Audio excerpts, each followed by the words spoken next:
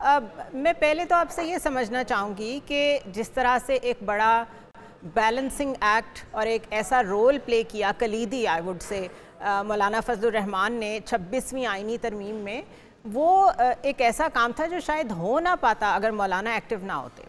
और लोग इस पे हैरान भी थे कि आप लोगों ने अगर उसके बदले में कुछ लिया ही गवर्नमेंट से तो वो सिर्फ मदरसों की रजिस्ट्रेशन का मामला था।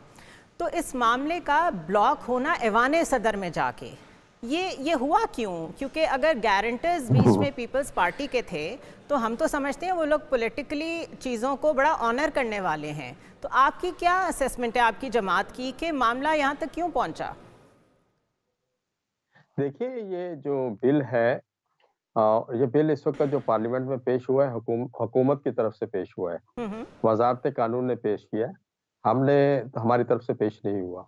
अलबत्ता हमारी रिक्वेस्ट पे ये बना था, सारा कुछ ये आज नहीं, जब हमारी पीडीएम की हुकूमत थी, उस दौर में भी ये बिल तैयार हुआ था, एज़ इट इज़। ओके। फिर ये हुआ कि जी फाटफ और आईएमएफ का दबाव आ रहा है, मुल्क डिफ़ॉल्ट होने की तरफ जा रहा है और वाक़ई उसके हालात बहुत ख़राब थे। थे भी हालात तो ऐसे। इसको अभी कुछ अरसा पेंडिंग, हाँ जी, कुछ अरसा पेंडिंग कर दें, हमने पेंडिंग कर दिया। अब जब 26वीं यानी तरमीम आई, तो हमने कहा अब तो सूरत-ए-हाल बदल गई है, अब तो आप इंडेक्स भी रोज़ डे बाय डे ऊपर की तरफ जा रहा है और आप कहते हैं जी मुल्क में महँगाई भी रुक गई है, तो अब तो इसको कर लें। हम्म। तो उन्होंने कहा ठीक है। फिर इस पे बात हुई हमारी बिलावल हाउस, इस बिल पे पूरा डिस्कस हुआ बिलावल हाउस कराची में, बिलावल साहब के साथ, उनकी लीगल टीम के साथ। फिर यही बिल हमने जाती उमरा में मुस्लिम लीग नून उनकी लीगल टीम के साथ डिस्कस किया। उसके बाद ये 26वीं तरमीम के साथ ये हुकूमत पाकिस्तान के बिल की हैसियत से ये जमा हुआ। इसको उन तमाम फ़रीकों ने वोट किया जिन्होंने 26वीं तरमीम को किया था हम्म। और उसमें एमक्यूएम भी शामिल थी, दीगर पार्टियाँ भी, बाप भी शामिल थी। वो तमाम पार्टियाँ जो इन्होंने 26वीं तरमीम पे वोट दिया, उन सब ने इसको दिया। और लेकिन जब ये वहाँ गया है तो फिर 26वीं तरमीम तो साइन हो गई, हम्म। बल्कि वो साइन नहीं, उसके बाद भी 2 बिल ऐसे गए जो इस वक़्त तक हम उसको उस पे हम इख्तिलाफ राय रखते हैं, वो बिल भी साइन हो गए, तो हमें इस पे थोड़ा-सा तशवीश हुई।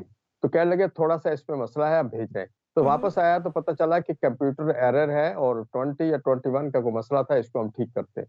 वो ठीक करके दोबारा चला गया। जब वो दोबारा चला गया, फिर ये साइन नहीं हुआ और ये फिर पेंडिंग हुआ। तो हमें फिर अभी तशवीश जब हुई तो कहने लगे, "ये सदर साहब के पास रुका हुआ है, इस पे कुछ लीगल।" हमने कहा जब पहली दफ़ा आपने वापस किया था, तो आपने कहा था ये कंप्यूटर एरर, तो उसी वक़्त ये सारी एतराज़ात क्यों नहीं लगाए? एक। दूसरी बात ये है कि ये बिल जो है आपने पेश किया, हुकूमत पाकिस्तान ने पेश किया, वज़ारत-ए-क़ानून ने तैयार किया और आप सबने, हुकूमत ने इसको वोट किया, हमने वोट किया। अब इसमें क्या ख़ामी निकल आई है? और बाकी क्या बिल्स इसका पास मैं हो रहे मतलब हैं ये साथ समझूँ? साथ। हाँ जी, इसका मतलब तो हम ये समझे कि फिर वज़ारत-ए-क़ानून हो या पीपल्स पार्टी की लीगल टीम हो या मुस्लिम लीग की लीगल टीम हो या हमारे अराकीन पार्लियामेंट हो, उनकी काबिलियत पे तो उँगली उठेगी कि क्या उनको पता ही नहीं था ये क्या होने जा रहा है और क्यों उन्होंने गलत किया। अब आज कह रहे हैं कि आज मैंने कुछ चैनलों पे सुना है कि वो कह रहे हैं जी तो 18वीं तरमीम में ये सूबाई मैटर बन गया था, तो सूबाई मैटर था तो आज आज तक आप सो रहे थे, 18वीं तो तरमीम कब आज हुई तक थी? उसके ऊपर तो ये डिलिब्रेशंस कर लेते, यहाँ तक फिर मामला ही क्यों तो पहुंचा? सारे सोए हुए थे। नहीं, इसमें कुछ और चीज़ है, हम इससे बार-बार कह रहे हैं भाई हमें वो चीज़ बस हम पास कर देते हैं, हम दोबारा पास करें, आप बेफ़िक्र रहिए हम कर दें। बिलावल साहब उस दिन आए, बिलावल साहब ने बड़ी अच्छी गुफ्तगू की और उन्होंने कहा कि मैं पाकिस्तान से बाहर था, मुझे नहीं पता ये क्या हुआ है, मैं इसको ठीक कराता हूँ। मैं जाता हूँ, आप बेफ़िक्र है 2-3 दिन में आपको रिज़ल्ट दूँगा। हम्म। अब वो तशरीफ़ ले गए, उनके जाने के 3 या 4 घंटे बाद मीडिया पे खबर आ गई कि जी बिल जिस प्रेज़िडेंट साहब ने वापस भेज दिया, उनके जाने के बाद वापस भेजा गया। कमाल की बात, हम तो हैरान रह गए कि ये क्या हुआ है? फिर उसके बाद मामला बिगड़ गया आपकी थोड़ा-सा, बिगड़ा तो आज। असेसमेंट क्या है? ये यही वो मेन चीज़ है कि चलें वो कहीं और से रिजेक्ट हो रहा होता या कहीं और से डिले आ रहा होता, सदर पाकिस्तान के पास से कैसे वापस आ गया? जी हाँ, वही तो हम इस पे परेशान हैं, हम उनसे यही पूछना चाह रहे हैं। हम बार-बार यही कहते हैं, आज भी प्राइम मिनिस्टर साहब को फ़ोन, बस छोड़िए जी इन बातों को, बस आप बिल हो जाएगा इंशाल्लाह, आप बेफ़िक्र हैं, आप ज़रा कूल हो जाएँ, आप तो हमारे पुराने साथी हैं और ये और वो हम सब ने बनाया है जी इंशाल्लाह हो जाएगा। अब उन्होंने भी आज यही कहा है। अभी देखते हैं जो उन्होंने कहा है, हम उस पे भी गौर-व-ख़ौज़ कर लेते हैं, कल इंशाल्लाह बैठेंगे, हम मशवरा करेंगे। हमने ओके। इनको टाइम दिया था 7 तारीख का और हम्म। कहा था कि 8 तारीख को जो हमारा पेशावर में मिलियन मार्च हो रहा है, उसमें हम आइंदा का लाहे अमल ऐलान करेंगे। हम्म। और जो इस्लामाबाद की तरफ मार्च भी हो सकता है।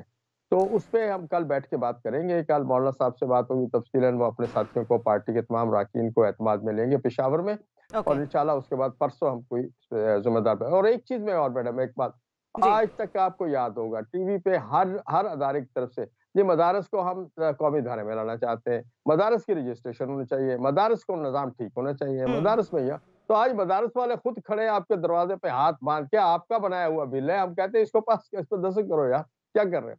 तो ये भी एक लेट्स अज्यूम के कुछ दिनों में the cat will be out of the bag, या तो साइन हो जाएगा या पता चल जाएगा कि मसला क्या है।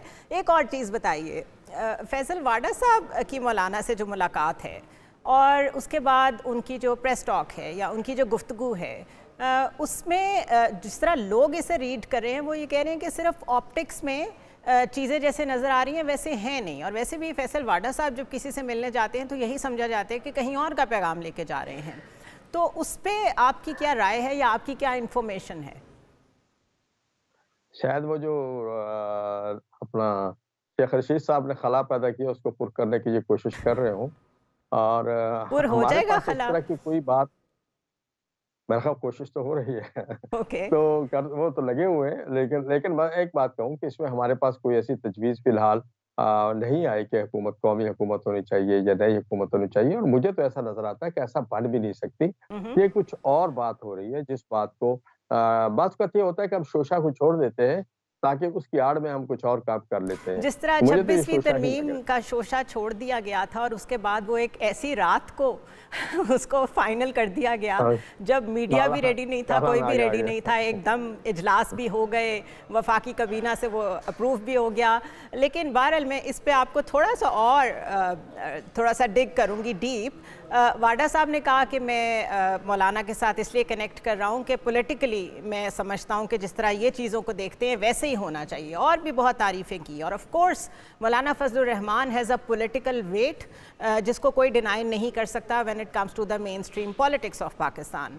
कुछ तो है जिसमें सपोर्ट चाही जा रही है, let's put it this way, कि मौलाना जो हैं वो उस साइड पे आए जहाँ पे कंफर्टेबल रिलेशन हो जाए between let's say Faisal Wada and मौलाना फजलुर रहमान। मौलाना कैसे रीड कर रहे हैं इन सारे मामलात को? हाँ, देखिए ये बातें हम तो अभी तक अपने आप को उसी बिल तक महदूद किए हुए हैं, जो दोस्त भी आते हैं बिल की बात ही हमारे साथ होती है। आपके ही सेनेटर हैं कामरान मुर्तज़ा, जिन्होंने एक टीवी प्रोग्राम में ये कहा कि जाहिर है जो कुछ ड्राइंग रूम में डिस्कस हो रहा होता है वो मीडिया पे तो डिस्कस नहीं हो सकता। हाँ, वो यही बात तो सही है, कुछ बातें नहीं भी होती, लेकिन जब ये बिल्ली थैले से बाहर आएगी ना सबको पता चल जाएगा। अच्छा। चलिए, थैंक यू सो मच, बहुत शुक्रिया गौरी साहब, आपने टाइम निकाला हमारे लिए। Thank you very much. ये जो एक्शन है जो नज़र आ रहा है कि JUIF के लोगों से बात करें तो वो भी कहते हैं कि आपको पता चल जाएगा, पीपल्स पार्टी के लोगों से बात करें तो वो ज़रा ज़्यादा स्मार्ट हैं विद द वर्ड्स, वो किसी और तरह आपको टाल देते हैं, और गवर्नमेंट तो इस मामले में अभी ज़्यादा बात कर ही नहीं रही। लेकिन समथिंग इज़ सिमरिंग, अगर थोड़ा सा वेट कर लेंगे तो चीज़ें सामने आ ही जाएंगी, लेकिन इस वक्त उस पर कोई ओपनली बात करने को तैयार नहीं है। ब्रेक के बाद बात करेंगे कुछ मज़ीद सख्ती की, वो किस पे आने वाली है, आफ्टर अ शॉर्ट ब्रेक।